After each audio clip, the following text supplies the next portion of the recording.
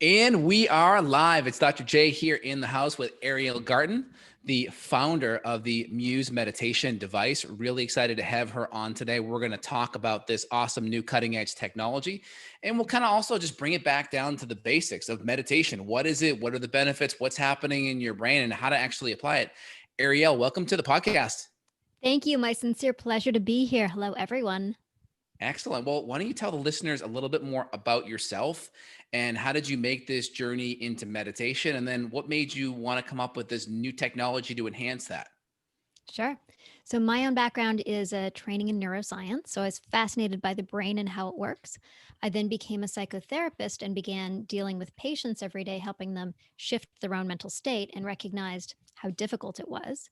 And meditation was a skill that I was taught as something to use inside of my practice with my patients, but I would teach my patients to do it and they would rarely actually start the habit. So it became this really frustrating process of teaching someone to meditate and then not actually seeing the benefits rolling out into their life. I, at the same time, was working in a research lab with Dr. Steve Mann, and he had Mhm. an early brain computer interface system. So, using EEG electrodes, we could track your brain waves and then turn that brainwave activity into sound. And we really had this aha moment, myself and my co founders of Muse, Chris and Trevor. We had this aha moment that if we can make this invisible, intangible process in your mind visible and tangible, maybe we could apply that to meditation. Maybe we could actually help people hear what was going on inside their mind while they meditated. And in doing so, actually get people to start and maintain their meditation practice if they could get real feedback and have real data from their brain. And that's Got it. how So Muse was born. cool. So you had this kind of biofeedback to kind of help you distinguish if you were in a good kind of brain wavelength state, so to speak. Exactly. And then So how does that sound compute? So like is it like what's the wavelength in your brain that's supposedly good and how does it know that you're there and how does it do all that connection back and forth? Sure. So, the old school approach to doing biofeedback or neurofeedback on meditation is just to look at your band. So, if you're in beta band, you're thinking and your brain's all over the place, you're likely not meditating. If you're in alpha, you're seeing an increase in meditation. And if you're seeing some theta, then there's even more meditation. That was the old school way of doing meditation.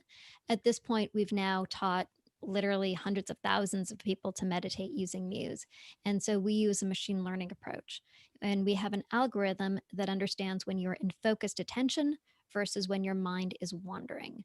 So it analyzes every aspect of your brainwave activity at that moment and knows if you're specifically in focused attention, which is the fundamental of a focused attention meditation, or if your mind has wandered and is distracted.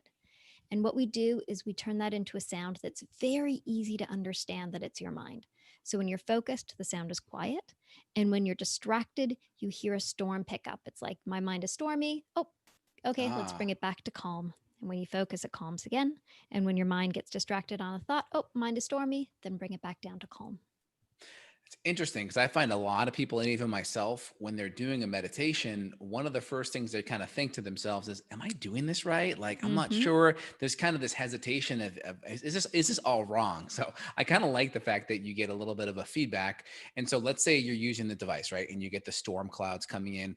What should be the focus? Like, what should that switch be to bring you back on track? Sure. So you bring your attention back to your breath. So Mm, a focused attention meditation always has a neutral anchor. It could be your breath, it could be a word, it could be a part of your body. Breath tends to be the easiest because your breath is always there. always And there, by right? simply counting your breaths, you're bringing yourself back to a neutral anchor. You're taking your mind out of your wandering thoughts and into a place that is neutral and intentional because Okay. most of us spend our life just wandering in our thoughts. Most of us just spend our life with a mind, with thinking that just keeps going, and we assume it's supposed to be that way. But when you actually start a meditation practice and recognize that you can identify when you're thinking and choose to take your mind away from there and put your attention on something else other than your thoughts, at that moment, you fundamentally change your relationship to your thinking. You fundamentally can now choose the contents of your mind. And since most of the things in our mind are negative, repetitive, not particularly helpful, when we're able to actually have choice over the contents of our own mental space and how we attend to it, you can dramatically shift the amount of stress, negativity, anxiety, etc. in your life. Okay, very interesting. All right, so now someone's coming into this, they're like, "Hey, I haven't even started meditating at all yet." So, what does meditation look like for you? Is it just kind of what you kind of implied earlier, where you're just bringing that anchor, bringing that focus or that anchor back to the breath, and you're just focusing on that while you breathe in and out throughout the nose? Is that pretty much it to keep it simple for the listeners? Totally. So that is the basis of a focused attention meditation. There are lots of different forms of meditation. A focused attention is the most common. And what you're simply doing is you're putting your attention on your breath. Your mind will eventually have a thought because all of us have thoughts. It's okay. You then notice that you have that thought. And instead of following the thought and thinking about your grocery list or your husband or whatever, you choose to say, nope, I'm going to let that thought go and bring my attention elsewhere other than my thinking. I'm going to bring my attention back to my breath. And you just do this very simple activity over and over again. And the simple activity triggers those profound results by the fact that you are actually now shifting the relationship to your own mind. Interesting. Okay. And so it's okay. You shouldn't beat yourself up if your thoughts go off. Just kind of recenter it back, be the observer of that. Like there should be no shame or any of that kind of feeling if you can't quite do it or you can't quite stick on it. Exactly. None of us are good at meditation at the beginning or even halfway through or even at the end. You Yeah. know, we all have thoughts and that's okay. You're not trying to get rid of your thoughts. You're trying to make yourself aware of them and increase the choice about what you do with those thoughts. Okay. All right. Interesting. So what's the minimum dose to get some benefit? So if someone's coming in, is 5 minutes enough? Like what do you recommend as a beginner to kind of see some benefit, but make the step to commit pretty easy? Yeah. So with studies with Muse, we've looked at 10 minutes of meditation per Hmm. day and at 10 minutes of meditation over 6 weeks. In trial studies, we've been able to see improvements in your relationship to your body. So less self-reported headache, nausea, etc. We've Yeah. been able to see improvement in cognitive function as measured by the Stroop task and go, no go Mm. tasks, improvement in inhibition, and obviously a decrease in stress, an improvement in calm. Okay. So, Cool. in a lot of the studies in the literature, they look at 20 minutes a day, but 20 minutes a day is a lot to meditate for a novice. So, the best amount for you to meditate right now, if you've never meditated, is whatever amount you can bear it for Okay. initially. That could Okay. be 3 minutes, that could be 5 minutes. You just want to start and try to And do it could consistently, just five could minutes a 5 minutes day. be done twice a day? Absolutely. Okay. All right, cool. And what's the goal wavelength that we want our brain to be in during this meditation state? So there's, as I said, the old school way was to look at a goal wavelength. Yeah. Now it's no longer so much about the goal wavelength. It is about the state that you are in, and our brains are much more complicated than simply being in alpha or simply being in beta. Okay. What we see when you meditate is a significant increase in alpha activity, and also sometimes an increase in theta coherence. Okay. When it's not also just as simple as alpha because alpha peak frequency changes as you age. Okay. So when you're young, you have the most amount of alpha at around 10 and a half hertz, let's say, quite fast. As you age, your alpha peak frequency slows down. So your alpha peak might be at 11 hertz, 12 hertz. And so as you engage in meditation practice, some of what you might be looking to do is both to increase your alpha activity and potentially to decrease your alpha peak frequency to a faster wave. So it's a lot more complicated once you start looking at the nuance of it. Okay. All right. Got it. And then what's our active wavelength state when we're just totally alert, doing stuff and working throughout the day? Again, hard to say.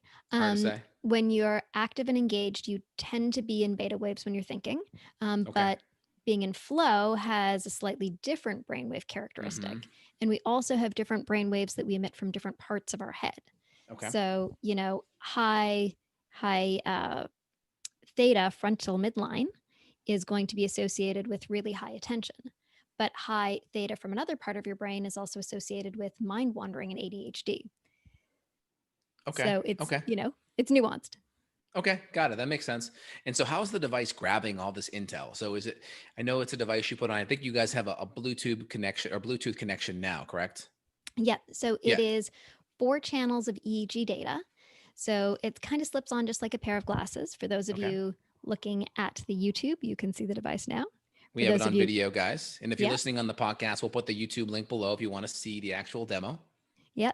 Or you can go to choosemuse.com/welcome. We also have videos there that show you what the device looks like. And so there's 2 channels of EEG data on the forehead and 2 behind the ears. And so Okay. that's enough to track your brain waves associated with focused attention versus mind wandering. And then that data is sent to your smartphone or tablet where it interprets your brain activity and lets you know when you're in the meditation zone and when you're not. So you're getting this beautiful guided feedback during your meditation.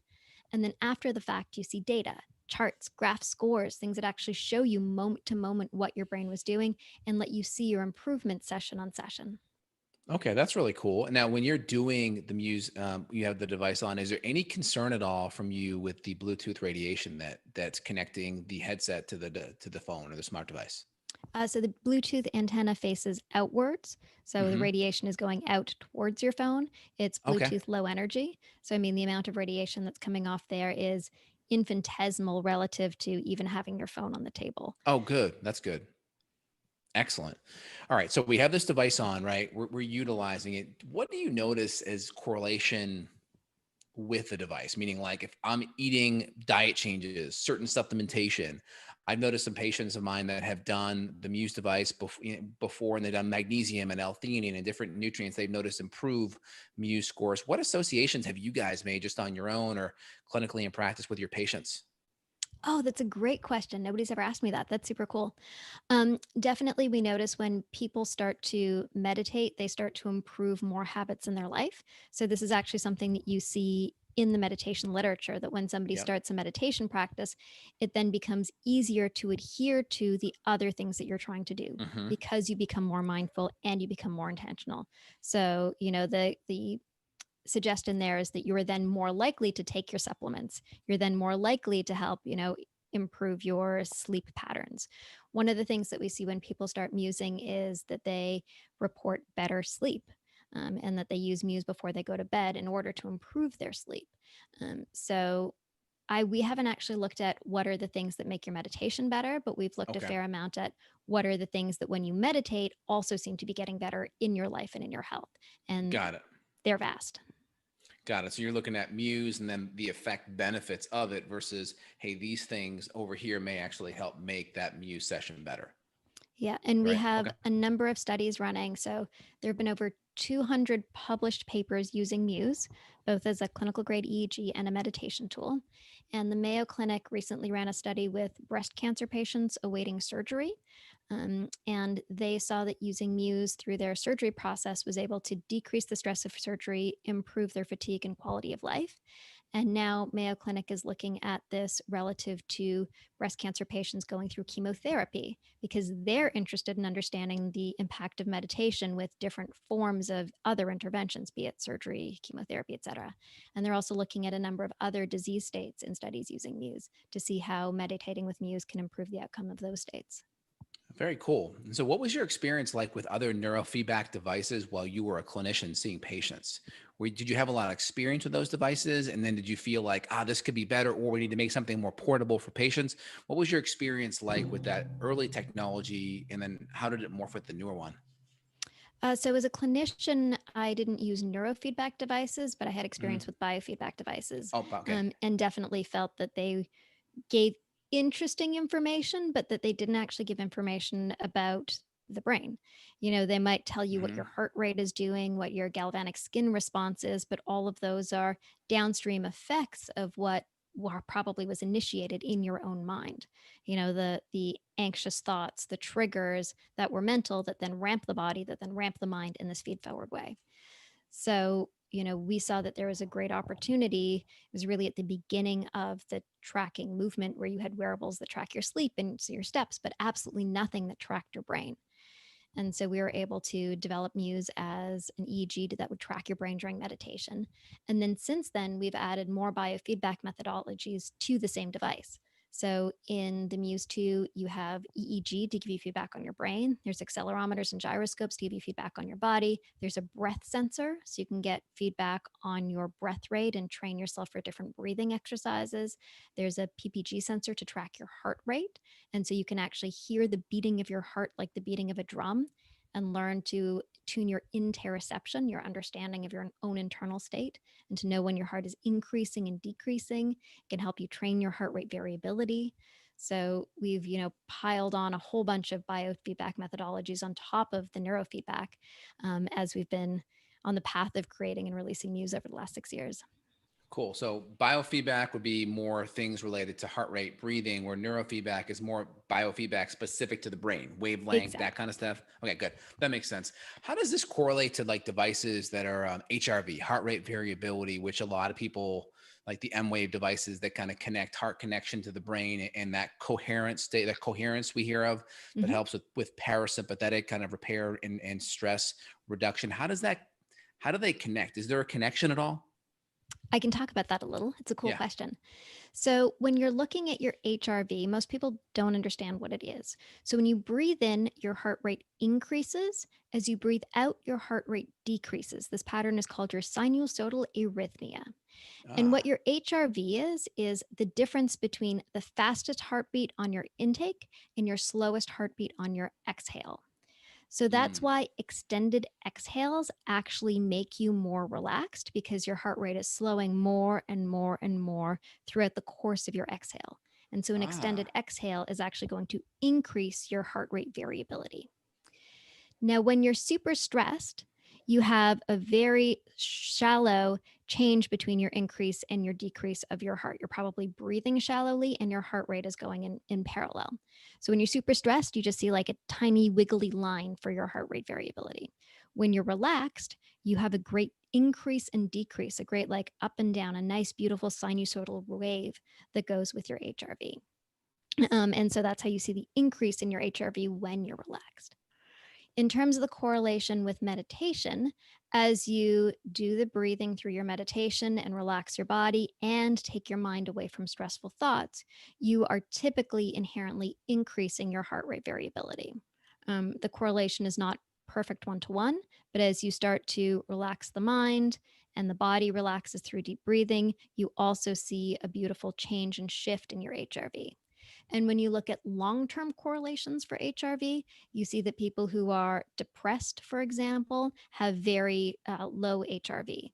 And people who are not depressed and in healthy states have an increase in HRV. So the kinds of effects you get with meditation also parallel the kinds of things you might see in somebody's HRV. That's awesome. Is that a device or is that a biofeedback tool that you may add to the Muse at some point? So with the existing Muse 2, and our new one, Muse S, you're able to see a graph of your heart rate. So you can actually see your heartbeats, like the increase and the decrease. You can visually see your HRV. We don't give you an HRV calculation Like a because there's score? actually a little bit of a controversy in the scientific field around how accurate instantaneous HRV is. So the pure science says that you need long-term calculations of somebody's heart rate in order to really get their HRV. So we've steered away from a specific HRV calculation, but you can see it in the graph. Like you can see actually what's going on in your heart, and it's quite amazing. You can see when your HRV is good and when it's short. Very cool. What other little kind of nuances with the device you can share with us that we could apply to improve our health on top of what you already mentioned so far? Sure. So we have a new device that just came out, Muse S. And for those of you watching the video, it is right here. It is a soft, comfortable form factor, and the module just pops off. You can wash the band. And we made it specifically for people who want to track their brain overnight and help them to fall asleep. So we found Mm. a lot of people were using Muse to help them fall asleep, but you'd have to take your Muse device off when you fell asleep. So we made Muse S super comfy so you can just fall asleep with it on. And we give you these beautiful things called sleep journeys, guided sleep journeys. They're guided meditations that lull you into sleep. And you also get a soundtrack that's actually built from your body that's designed to entrain you into sleep faster. So you might hear the beating of your heart like the chirping of crickets in the soundscape, or Nice. the movements of your body like the lapping of waves. You're literally hearing your own body. And then what we do is, as you start to get into a rhythm and slow down a little bit, we actually slow down the soundtrack in a way that's designed to entrain you to fall asleep faster. And so it's a super beautiful experience.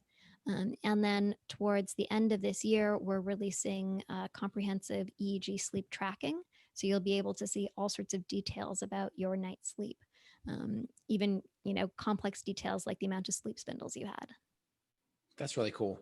I think anytime you're trying to teach someone to develop a new habit, especially when they don't have a lot of confidence, it's important to have a coach or someone to kind of pat them on the back or give them encouragement if they're doing the right thing, or feedback if they're doing the wrong thing. And I think the benefit of this device, it really provides that little bit of a meditation coach over your shoulder to give you a pat on the back, or give you feedback if you're not on the right track. So I think it's really beneficial, because if people can do it and feel confident about it, they're more likely to make it part of their kind of day in, day out habits. Absolutely. That's literally why we built this. Whether you're somebody who's never meditated before and is just like, what's going on?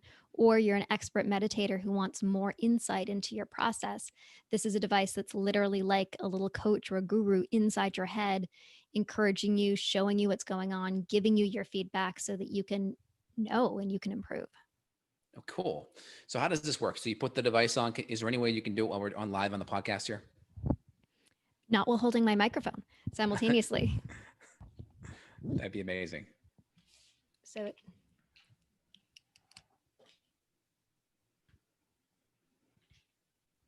this is the Muse here.